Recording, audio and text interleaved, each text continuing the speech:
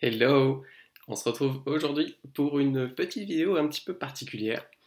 Dans le monde de la finance, on se pose bien souvent la question de savoir quel est l'investissement ou l'enveloppe fiscale la plus adaptée à notre situation et bien souvent de manière à maximiser le rendement. Ce qu'il faut bien garder en tête, c'est que bien trop souvent, on a une vision de l'investissement qui est extrêmement réduite par rapport au champ des possibles qui s'offre à nous. Euh, et je voulais vous rappeler, et me rappeler effectivement par la même occasion, que l'investissement n'est pas que financier. Vous pouvez investir tout type de ressources, que ce soit notamment votre temps et non pas seulement votre argent. Et cela n'a pas forcément vocation à se faire via des médias financiers ou économiques classiques, mais cela peut se faire de plein de manières différentes. Vous le lirez d'ailleurs dans de nombreux bouquins de développement personnel ou de finances personnelles de manière générale. Un des investissements qui est le plus rentable de manière générale sont tous les investissements que vous allez faire sur vous-même. Concrètement, ça recoupe énormément de choses, mais de manière générale, toutes les compétences que vous allez pouvoir apprendre vont avoir un impact sur la durée totale de votre vie et vont pouvoir augmenter vos revenus d'une manière difficilement quantifiable, mais potentiellement très importante, vont pouvoir aussi réduire vos dépenses et vont augmenter des métriques qui ne sont pas mesurables par la monnaie, mais qui sont tout aussi importantes, comme par exemple la santé. Donc concrètement, tout ce qui est relié à l'investissement sur vous-même a probablement un rendement bien meilleur que n'importe quel placement, même des placements extrêmement spéculatifs qui auraient la chance de plutôt bien se passer. Concrètement, ça veut dire quoi? Ça veut dire que l'investissement sur l'exercice physique de votre corps, l'investissement sur à peu près toutes les compétences que vous pouvez apprendre, l'investissement sur votre manière de vous nourrir, tous ces investissements qui demandent de l'apprentissage, qui demandent de la discipline, qui demandent du temps et de l'énergie, sont probablement en termes, si on était capable de les quantifier, en termes de pourcentage de rendement, beaucoup plus rentables que la bourse qui va plafonner à une dizaine de pourcents par an dans les meilleures années. Concrètement, il y a un investissement, je pense, qui est indispensable parce que c'est un investissement pour moi qui est le pilier fondateur de la suite. Et c'est quelque chose qui va vous ouvrir énormément de portes. Cet investissement, c'est l'apprentissage de la langue anglaise. Malgré tout ce qu'on peut dire sur euh, l'uniformisation de la culture d'un point de vue global via notamment effectivement la langue anglaise et notamment l'américain, il faut avouer qu'aujourd'hui, être capable de comprendre l'anglais, il ne s'agit pas d'être bilingue, il ne s'agit pas de maîtriser parfaitement, il s'agit de comprendre, que ce soit à l'écrit ou à l'oral et ou à l'oral. Peu importe si vous ne le parlez pas très bien, ce qui est très important, c'est de pouvoir avoir accès à la quantité de documents, que ce soit des documents audio, vidéo, écrits, sur tous les sujets du monde qui sont aujourd'hui, dans l'écrasante majorité, rédigés en anglais.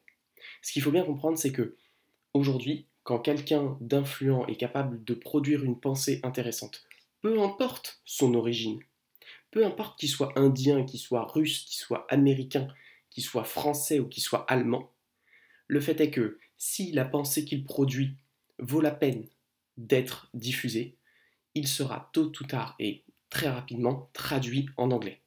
Par contre, il faudra attendre beaucoup plus longtemps pour que ces mêmes idées soient traduites dans la langue française.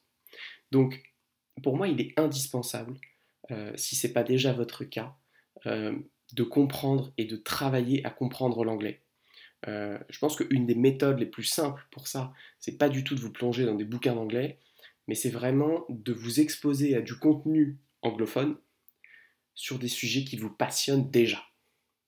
Parce que peu importe si vous ne comprenez pas grand-chose, quand un sujet vous passionne, eh bien ça va suffire, et même si vous ne comprenez que un ou deux mots sur une phrase de 10 mots, comme c'est déjà un sujet que vous connaissez un petit peu, que vous comprenez, et que vous avez vraiment la volonté de comprendre les subtilités, et ben c'est pas grave, même en comprenant 3 mots sur 10, vous allez pouvoir comprendre le message. Et ça, c'est vraiment, euh, à mon sens, une des méthodes les plus efficaces pour développer la compréhension. Ce qu'il faut comprendre, c'est que ça, c'est la première étape, c'est développer sa compréhension. Et ensuite, c'est un travail de tous les jours de s'exposer à des médias anglophones. Il faut vraiment voir l'anglais, non pas comme la langue de l'Angleterre, ni même comme la langue des États-Unis, mais bien comme la langue du savoir. C'est-à-dire qu'aujourd'hui, toutes les publications scientifiques de renom et qui sont revues par les pairs dans des revues scientifiques prestigieuses, elles sont rédigées en anglais.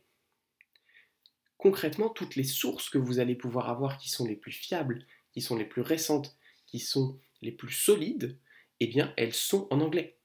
Et il faut comprendre que ces sources, une fois que vous avez cette clé qui est la langue anglaise, eh bien, vous pouvez développer vos compétences dans le domaine que vous voulez. Vous allez pouvoir comprendre de manière beaucoup plus précise et beaucoup plus juste toutes les questions d'alimentation, toutes les questions d'exercice physique, toutes les questions d'habitude, toutes les questions même philosophiques euh, qui vont vous permettre de construire une vie en adéquation avec vos valeurs, de manière à réduire les dissonances cognitives et à avoir une existence qui a du sens par rapport à la personne que vous êtes.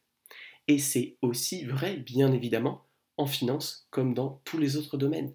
L'anglais est nécessaire si on veut comprendre, si on veut avoir accès aux dernières informations les plus solides sur le sujet.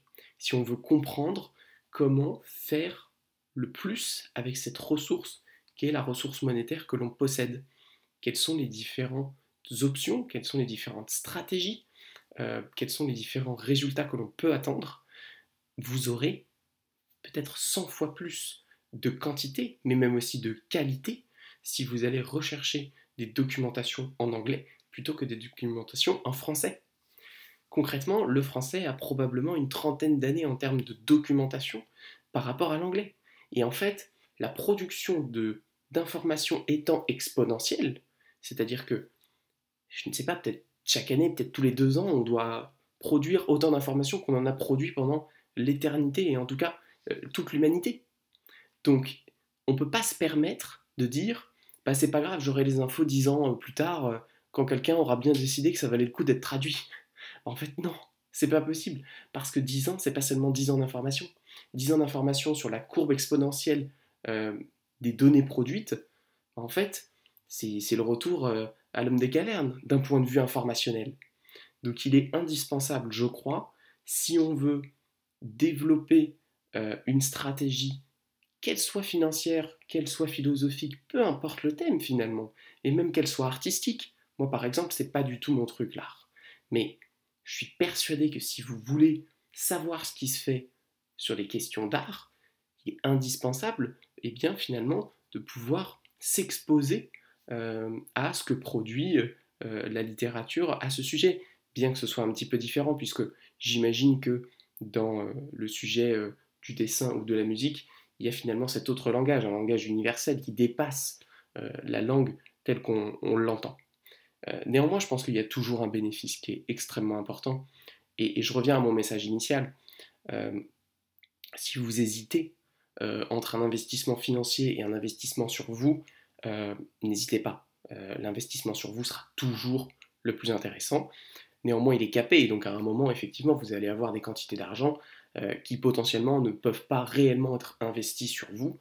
Donc au-delà, effectivement, il faut externaliser cet investissement, mais gardez en tête que votre personne, que ce soit votre corps ou votre esprit, doivent être traités en priorité lorsque l'on parle d'utiliser l'énergie et les ressources que vous avez à votre disposition pour améliorer votre futur. Si vous avez des questions à ce sujet, n'hésitez pas à les poser en commentaire et je vous dis ciao.